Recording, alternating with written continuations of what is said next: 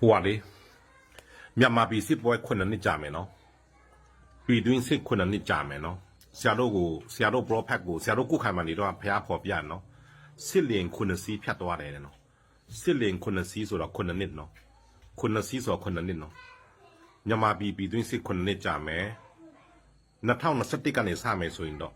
2021ကနေစမယ်ဆိုရင်တော့2028လောက်မှပြီးမှာနော်2021ကနေစမယ်ဆိုရင်အခုက3နှစ်ရှိသွားပြီနောက်4နှစ်ကြံသေးတာပေါ့နော်ဆိုတော့အနည်းဆုံး4နှစ်တော့ကြံသေးတယ်နော်ဒီချိန်မှာဆရာဒီချိန်မှာဘာလို့စားရင်ကောင်းမလဲဆရာပြောမယ်နော်နိုင်ငံခြားထွက်ပြီးအလုပ်ရှာမယ်ဆိုရင်လည်းမတိချဘူးနားလေလားသူများကိုယ်အလုပ်ပေးမှရတာလေနော်အလုပ်တဲ့အချိန်ကြီးပြုတ်နိုင်တယ်သူများအလုပ်ပေးမှရမယ်ကူတန်းရောင်းဝယ်ရေးလည်းမတိချဘူးလမ်းတွေပိတ်နိုင်တယ်နော်အခုလမ်းပိတ်ကုန်ပြီနော်မြဝတီလမ်းမူဆယ်လမ်းပိတ်သွားပြီနော်အခုတလားမဲကြံတော့နော်ကျင်းတုံမိုင်းလားတောင်ကြီးကျင်းတုံမိုင်းလားပဲကြံတော့နော်ကူတန်းရောင်းဝယ်လေးမတိချဘူးနော်လာမှာကားရက်တာနဲ့နော်ဟိုအစုံပဲနော်ကူတန်းရောင်းဝယ်ရေးလည်းမတိချဘူးအခုတေချာတာက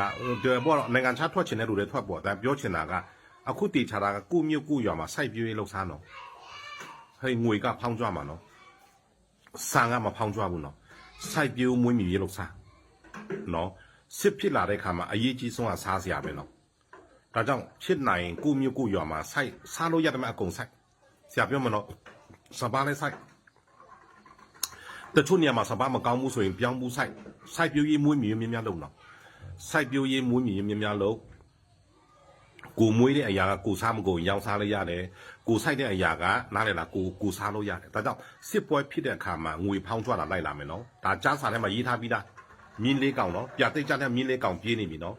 ကြားစာထဲမှာရေးထားပြီးသားဖြစ်တော့ကြောင့်စစ်ဖြစ်လာရင်အရေးကြီးဆုံးကရိတ်ခါပဲနော်ကိုအိမ်မှာကိုမိသားစုတစုအတွက်လုံလောက်ရိတ်ခါတူလောင်တာမဟုတ်ဘူးနော်တူလောင်တာမဟုတ်ဘူးစိုက်ထားနားလေလားအများကြီးတူလောင်ခိုင်းတာမဟုတ်အဲ့ဒါဆိုပုတ်ပြတ်သွားမယ်နော်စိုက်ထား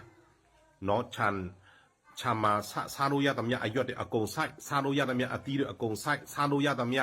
စပားတွေစိုက်စပားစိုက်လို့မကောင်းပါစိုက်လို့ရတယ်နေရာဒေသကြီးပေါ့တချို့နေရာကစပားဆိုင်လို့ကောင်းစပားဆိုင်လို့မကောင်းရင်မွေးနော်အဲ့ရတဲ့ကြက်လေးတွေနဲ့ဒါလားကိုရတဲ့မွေးမြူရတဲ့ဟာလေးနဲ့စပားနဲ့တွားလေးစားနော်ဆိုတော့ဒါလားနိုင်ငံခြားထွက်ဖို့လည်းမတေချဘူးနိုင်ငံခြားမှာနားလေလားအခုကဘာစီးပွားကကြာနေရနော်ကြာနော်နိုင်ငံခြားထွက်ပြီးအလုပ်ရှာဖို့လည်းမလွယ်ဘူးနော်ပြီးတော့ကူတန်းရောင်းဝယ်ရေးလုပ်မယ်ဆိုရင်လည်းလမ်းကပိတ်ကုန်မှာနော်ဆက်တွေရေးလည်းပိတ်မှာနော်အင်တာနက်လည်းပိတ်ဖုန်းလည်းပိတ်နောက်ဆုံးတော့အကောင့်ဆုံးက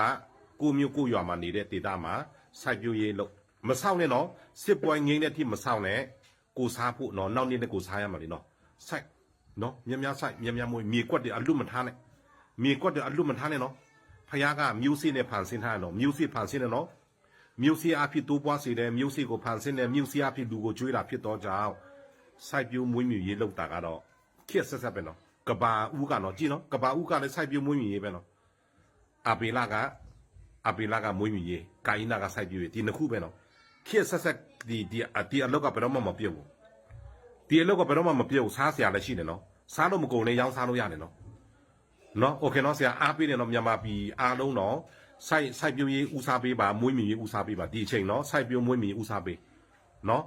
ကူတန်းရောင်းဝယ်မယ်ဘယ်နိုင်ငံတွားမယ်ပါတွားမယ်ဆိုတော့မတေချဘူးသူများလက်ထက်မှာသူများနိုင်ငံသူများလက်ထက်မှာအချိန်မြတ်အလုပ်ပြုတ်နိုင်တယ်နော်ဒါအလုပ်မပြုတ်ဘူးကိုမျိုးကိုရွာမှာနေနော်ကိုခီးသွားလို့မရရင်ကိုမျိုးကိုရွာမှာနေပြီးမှ